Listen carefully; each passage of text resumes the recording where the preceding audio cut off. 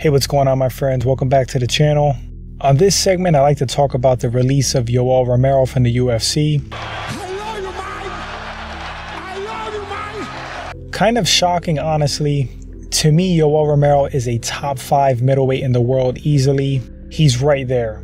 So Yoel has lost his last 3 fights. He lost to Israel Adesanya, Paulo Costa, and Robert Whittaker. There is an argument for all 3 fights that he possibly won.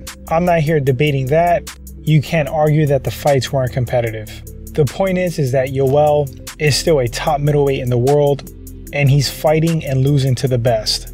So him getting cut by the UFC, yes, it was a shocker. Now, Yoel may be the best wrestler we've ever seen in the UFC, possibly in the sport. Credentials-wise, it's tough to argue that. You got guys like Daniel Cormier, Henry Cejudo, Mark Kerr, Mark Coleman, Kevin Randleman, Kevin Jackson, a lot of highly decorated champion and Olympic champion wrestlers. Romero is the cream of the crop as far as wrestling. He's right up there. Gold medals up the wazoo, Olympic silver medalist. In his mixed martial arts career, he kind of uses wrestling more defensively, used it when he had to.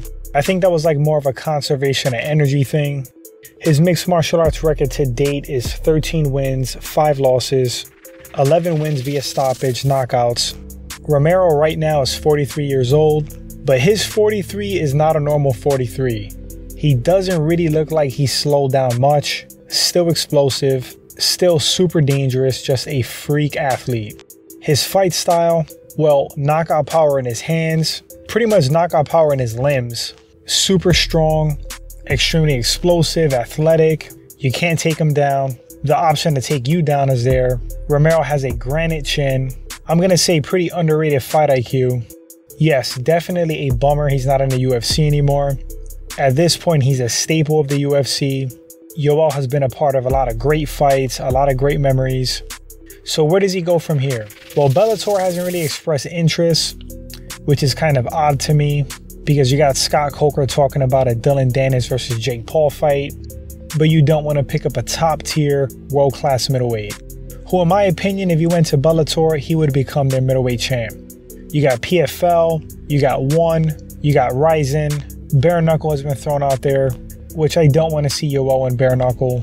We could see Romero in Submission Underground, different grappling events, but honestly guys, if Yoel is not fighting in the top tier organization, the UFC for MMA, I think he should just ride off into the sunset, hang it up, because he's had a great career.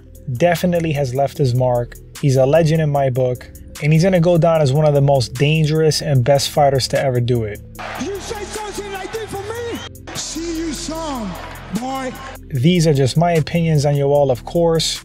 I would love to hear what you guys think about Yoel's career, about his departure from the UFC. Do you agree with it? Do you think they should have let him go? Does he have more left in the tank to do big things in MMA outside of the UFC?